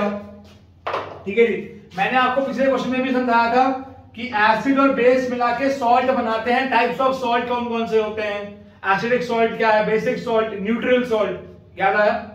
पिछले क्वेश्चन था, आई थिंक वो क्वेश्चन था क्वेश्चन नंबर, या I think that was question number 5, या we doing question number 9 now. Okay, आइए जी आते हैं। तो ये आपने बीकर ले लिया, एक एम्प्टी बीकर ले लेंगे, इसमें हम पानी लेंगे। ठीक है जी, वाटर लेंगे, क्वांटिटी जो भी हमें लेनी है डिपेंड्स अपॉन द कॉन्सेंट्रेशन कितना हमें करना है। तो ये हम क्या लेंगे, यहाँ पे लेंगे हम वाटर। तो यहाँ पे मेरे पास पानी के मॉलिक्यूल्स हैं बहुत सारे। ऑब्वियसली पानी है, पानी के मॉलिक्यूल्स ही होंगे जो कि एसिड को डाइल्यूट करने में हमें हेल्प करेंगे। ठीक है जी, अब मेरे पास यहाँ पे क्या है, वैसे मैं यहाँ पे टेस्ट ट्यूब बना रहा हूं, लेकिन आप ड्रॉपर लेंगे एक्चुअली में। अगर आपको ये मिलेगा तो बेसिकली आप एक ड्रॉपर भी ड्रॉ कर सकते हो। ठीक है जी, तो हम क्या लेंगे, हम ड्रॉपर लेंगे। ठीक है जी, आप ऐसा मान लीजिए कि ये ड्रॉपर है, यहां से ये ड्रॉपर है, इसके अंदर हमने क्या भरा हुआ है, इसमें एसिड है। कौन सा acid? Concentrated acid, concentrated HCl है, ऐसा मान लीजिए, अज्यूम कर लिया हमने। इसकी जो भी परसेंटेज है उसके बारे में बात नहीं कर रहे, कितना परसेंटेज, डजंट मैटर। तो होगा क्या, जैसे ही आप इसमें डालोगे, इसमें एसिड है, फॉर एग्जांपल ये एसिड भरा हुआ पूरा। ठीक है जी, तो ये ड्रॉप बाय ड्रॉप हम यहां पे डालेंगे इस तरीके से। तो ये ड्रॉप बाय ड्रॉप यहां गिरेगा। ये एसिड हो गया, जो आपका एसिड नीचे आ रहा है। कैसे? By dripping. ठीक है जी, तो ड्रॉप बाय ड्रॉप नीचे आएगा, वो आ रहा नीचे। जब नीचे आएगा तो पानी के मॉलिक्यूल से मिलेगा, ये पानी के मॉलिक्यूल से मिलेगा। जब पानी के मॉलिक्यूल से मिलेगा तो क्या होगा, इसकी एक्सोथर्मिक रिएक्शन होगी। जब ये ड्रॉप्स यहां मीट करेंगी तो क्या होगा, इनके बीच में रिएक्शन कौन सी होगी, exothermic reaction. That reaction will be exothermic reaction होगी इनके बीच में, क्योंकि वो रिएक्शन एक्सोथर्मिक होगी। इसीलिए क्या होता है, यहां पर हीट जनरेट होती है। तो हमेशा एसिड को पानी में डालेंगे, पानी को कभी एसिड में नहीं डालेंगे, वरना एसिड स्प्लैश कर जाएगा। वो स्प्लैश क्यों करेगा, स्प्लैश ये कम, इसके चांसेस नहीं है बट नहीं करेगा स्प्लैश। ठीक है, हीट जनरेट होगी, बीकर हमारा हॉट हो सकता है, पानी गर्म हो जाएगा, वो एक अलग बात है। लेकिन वो हीट हमने क्या कर दी, डिसोसिएट कर दी, हीट को फैला दिया। हीट को हम फैला देंगे, जो हीट जनरेट होगी हम इसको स्टर करेंगे। इसमें हम डालेंगे स्टरर। ये हमारा स्टर करने का इक्विपमेंट होता है, स्टरर। ठीक है जी, बेसिकली ये ग्लास रॉड से बना होता है, इसको हम स्टर करने के लिए इस्तेमाल करेंगे। तो दिस इज स्टरर, STIRRER। आप देखेंगे तो आपकी लेबोरेटरी मैनुअल में दिया होगा फॉर श्योर, डायग्राम भी, एक्टिविटी भी दी होगी। ठीक है जी, तो प्लीज आप अपनी एनसीईआरटी को ढंग से पढ़िए, जो बुक्स आपको प्रिस्क्राइब की गई हैं उनको ढंग से पढ़ेगी। तो किताब आपके पास है, आप पढ़ना स्टार्ट कीजिए, पेन पेपर उठाइए, बुक उठाइए अपनी और पढ़ना स्टार्ट कीजिए प्लीज, आज से, अभी से। ठीक है, कल का इंतजार नहीं करना, आने वाले समय का, आने वाले मिनट का, आने वाले घंटे का इंतजार नहीं करना। अभी निकालो pen paper, right now while watching this video. अभी पॉज करो और निकालो पेन एंड पेपर और स्टार्ट कर दो लिखना। ठीक है, समय नहीं है अब, time has come now, the time has come now to prove something. आइए और प्रैक्टिस करिए और साइंस और मैथ सीखिए, बहुत इंपॉर्टेंट है। हर सब्जेक्ट को ढंग से सीखो, which is by using 3 mantras: reading, learning and understanding. That is my way of doing the things. It might be your also style of learning. आपका क्या स्टाइल है, आपका अपना स्टाइल है, तो प्लीज फॉलो दैट। आप उसमें मेरा स्टाइल मिक्स कर सकते हो, किसी और का स्टाइल मिक्स कर सकते हो, बस मेन बात यह है कि अच्छे से पढ़ाई होनी चाहिए, आपका स्कोर अच्छा आना चाहिए, बेस्ट स्कोर आना चाहिए। ध्यान रखिएगा 100% चाहिए मुझे, 100% से कम नहीं चाहिए। हाँ जी, ओके, पक्का, श्योर, आ जाओ। हाँ जी, आगे आ जाओ। तो ये क्या हुआ, ये स्टर करेंगे इसे हम कॉन्टिन्यूसली। अब इसे जब स्टर करेंगे तो ये क्या होगा, जो एनर्जी है वो फैल जाएगी, डिसोसिएट हो जाएगी, क्योंकि स्टर करने से क्या होगा, हीट फैल जाएगी, हीट इस जो मॉलिक्यूल्स है पानी के उस तरफ डिस्ट्रीब्यूट हो जाएगी, जिससे हमें दिक्कत नहीं होगी। अभी हीट जनरेट क्यों हुई, ये एक्सोथर्मिक रिएक्शन जो है क्या है, जब पानी हाइड्रोजन आयन से मीट करेगा तो वो एक आयन क्रिएट करता है, उस आयन का नाम क्या है, दैट इज हाइड्रोनियम आयन। उस आयन का नाम क्या है, that is hydronium ion, H3O+, ये हाइड्रोनियम आयन। तो ये हाइड्रोनियम आयन बनाता है, जिसकी वजह से क्या होता है, हीट जनरेट होती है। ठीक है जी, H2O+ हाइड्रोजन आयन कहां से आया, एसिड में होता है ना हाइड्रोजन आयन, HCl। ठीक है जी, ओके। तो यानी हम हमेशा एसिड को पानी में ऐड करेंगे, पानी को कभी एसिड में नहीं ऐड करेंगे। ठीक है जी, ओके, क्या आप सभी को समझ में आ गया? ओके, अब इसका एक कॉन्सेप्ट और है कि पानी स्प्लैश क्यों करता है, या जब हम एसिड लेंगे उसमें पानी डालेंगे तो वो स्प्लैश क्यों करेगा, इसके बारे में हम आपको बाद में बताएंगे। हमारी क्लासेस में हमने समझाया इसके बारे में आपको, इसमें डिटेल आपको जो चैप्टर पढ़ाया गया है तो उसमें समझाया गया आपको, तो प्लीज आप वो भी जाके देख सकते हैं। तो आइए आते हैं आगे, नेक्स्ट क्वेश्चन पे पढ़ते हैं। सवाल नंबर है या so our next question is, आइए बढ़ते हैं आगे। अगला सवाल है हमारा क्वेश्चन नंबर 10। तो क्वेश्चन नंबर 9 तक कर लिया, क्वेश्चन नंबर 10 पे आ जाइए। Why is it important to balance a skeletal chemical equation? Question बहुत सिंपल है, Why is it important to balance a skeletal chemical equation? skeletal का मतलब होता है जो हमने उसका प्रॉपर रिएक्शन लिखा है, इक्वेशन लिखा है, जो मैथमेटिकल फॉर्म लिखी है, उसे स्केलेटल केमिकल इक्वेशन कहते हैं।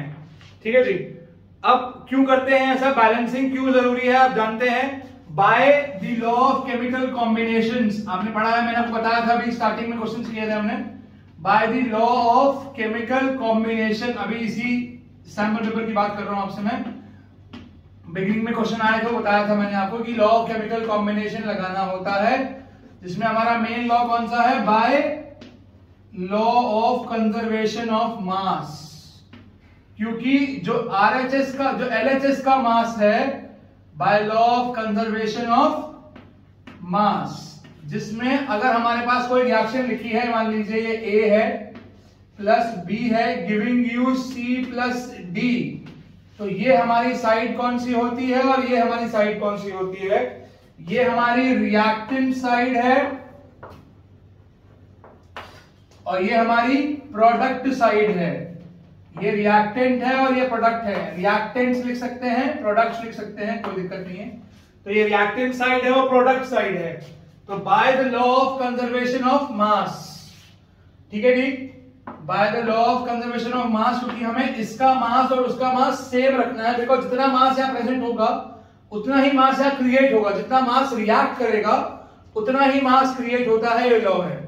ठीक है जी, oxygen, carbon, hydrogen, copper, sodium, potassium वो कहीं नहीं जाता, वो वहीं रहता है।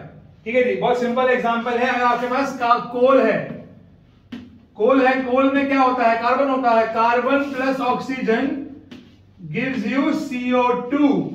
तो जितना यहां पे कार्बन है उतना ही यहां कार्बन है, जितनी ऑक्सीजन है उतनी यहां पे ऑक्सीजन है। इसी से हमारे नेचर में कार्बन साइकिल बनती है।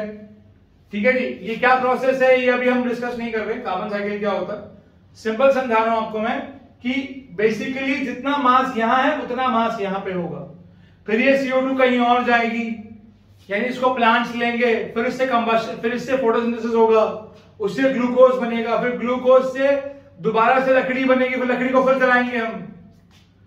समझ में आया कुछ प्रोसेस में क्या समझा रहा हूं, कार्बन साइकिल किसे कहते हैं, कुछ क्लियर हुआ हल्का सा? कार्बन साइकिल, वाटर साइकिल, ये सारी साइकिल्स के क्यों काम कर रही हैं, बिकॉज कुछ साइंटिफिक लॉज हैं इसके पीछे। मैंने क्या बताया था, नेचर को गवर्न करने के लिए साइंटिफिक लॉज हमें बताते हैं कि नेचर कैसे काम करता है, हम कैसे समझ सकते हैं अपने वर्ल्ड को।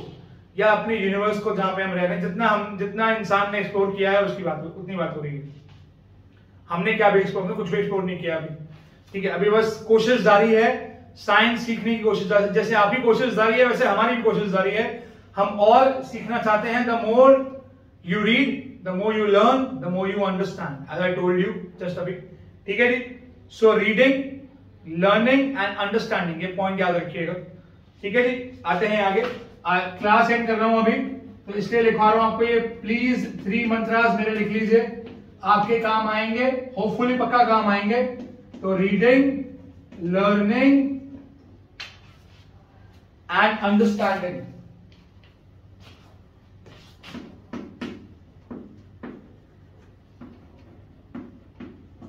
चौक गिर गया, बाद में उठा लेंगे, कोई बात नहीं।